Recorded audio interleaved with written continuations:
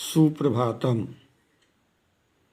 कक्षा 9, विषय हिंदी, पुस्तक क्षितिज, पाठ 2 बैलों की कथा, क्लांश द्वितीय। 2 बैलों की कथा पाठ का अध्ययन करने के पूर्व पाठ के संबंध में संक्षिप्त जानकारी और कहानी का सारांश जानना अनिवार्य है। सर्वप्रथम पाठ का परिचय। 2 बैलों की कथा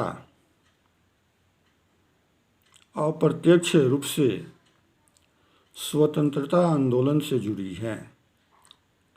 प्रत्यक्षतः कहानी 2 बैलों से संबंधित है, लेकिन प्रतीक रूप में आज़ादी के आंदोलन की कहानी है।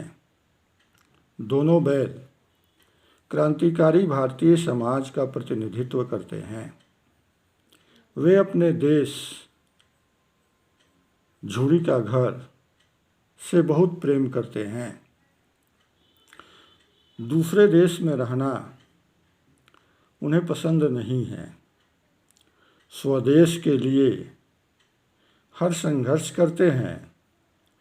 हर मुसीबत में संगठित होकर लड़ते हैं और हर बाधा पर विजय भी प्राप्त कर लेते हैं।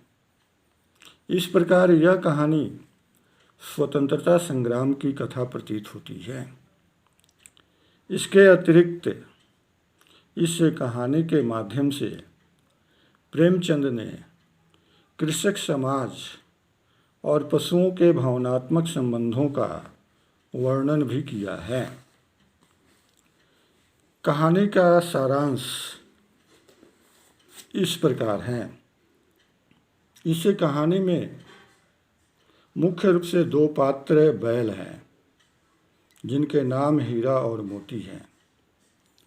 दोनों बैल झूरी किसान के हैं। झूरी उनकी देखभाल करता है। वे भी झूरी का काम मन से करते हैं। दोनों बैलों में घनिष्ठ मित्रता है। एक बार झूरी ने हीरा और मोती को अपने साले गया के साथ अपने ससुराल भेजने का निश्चय किया। उन्हें यह पसंद नहीं आया। रात को दोनों रस्सी तोड़ कर भाग आए। सुबह झूरी के घर पहुंच गए। झूरी उन्हें गले से लगा लिया। गांव के बच्चे उनके स्वागत में तालियां बजाने लगे। यह झूरी की पत्नी को पसंद नहीं आया। वह गुस्से में आकर, क्रोध में आकर सूखा भूसा उन्हें खाने को दी। दूसरे दिन झूरी का साला फिर आया और उन्हें ले गया। घर पहुंचकर उन्हें मोटी रस्सी से बांध दिया। सामने सूखा भूसा, सूखा चारा डाल दिया। बैलों का ऐसा अपमान इसके पहले कभी ऐसा नहीं हुआ था। हल में जोते जाने पर बैलों ने एक पग भी आगे नहीं बढ़ाया। उनकी खूब पिटाई की गई। मोती प्रतिकार करना चाहता था, लेकिन हीरा के समझाने पर वह ऐसा नहीं कर पाया। अब प्रतिदिन उन्हें खेत में जोता जाता, पिटाई होती और वे बिना खाए पिए अपना दिन बिता रहे थे। झूरी के परिवार में झूरी के भाई की एक छोटी लड़की थी, जो चुपके से रोटी खिला जाती थी। एक दिन वह लड़की चुपचाप बैलों की रस्सी खोल दी, जिससे वे भाग गए। गया भी पीछे पीछे उनके साथ गया, लेकिन वे बहुत आगे निकल गए थे, वह उन्हें नहीं पकड़ पाया। दोनों बैल बहुत भूखे थे। एक मटर के खेत में घुस गए, पेट भर खाया और मस्ती करने लगे। एक सांड को अपनी तरफ आते देखकर ये दोनों उससे उलझ गए, सांड को धराशायी कर दिए। पुनः मटर के खेत में घुसे। इस बार वे पकड़े गए। उन्हें काजी हाउस में कैद कर दिया गया। वहाँ उन्हें खाने को कुछ न मिला। उसे काजी हाउस में बहुत सारे पशु थे जो एक तरह से मृत प्राय थे। उन मृत मुर्दों जैसे पड़े जानवरों की स्थिति हीरा और मोती से देखी नहीं गई। रात को दोनों ने मिलकर दीवार तोड़ दी और सभी अधमरे जानवरों को वहाँ से भगा दिया।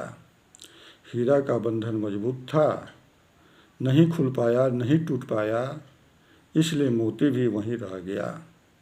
सुबह दोनों की खूब मरम्मत हुई और उन्हें भी एक मोटी रस्सी में बांध दिया गया। सप्ताह भर में उनकी हड्डियां निकल आई। नीलामी में उन्हें एक कसाई ने खरीद लिया। दोनों दुर्बल थे, डर से कांप रहे थे। चलते चलते उन्हें रास्ता कुछ परिचित सा लगा। वे समझ गए कि यह उनके घर की राह है। वे दौड़कर झूरी के घर अपने स्थान पर आ गए। बैलों को देखते ही झूरी उनसे गले लिपटकर प्यार करने लगा। तभी कसाई आया। दोनों में तर्क वितर्क हुआ। मोती उस पर सींग चलाया तो वह भागा। मोती कुछ देर तक पीछा किया, गांव से बाहर कर दिया। वे अपने स्थान पर खुश थे। उन्हें झूरी ने खली, भूसा, चोकर आदि खाने को दिया। गांव में उत्सव जैसा माहौल हो गया।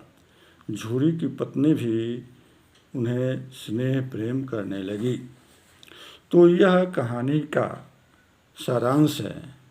इस कहानी के सारांश के पश्चात अब कहानी का हम अगले दिन से आद्योपांत अध्ययन करेंगे। पाठ्य परिचय और कहानी के सारांश के आधार पर आपको गृह कार्य दिए जा रहे हैं, जिसमें पहला प्रश्न है जो अंतिम रूप से है कि इस कहानी का यानी दो बैलों की कथा का सारांश आप अपने शब्दों में लिखेंगे। जय हिंद।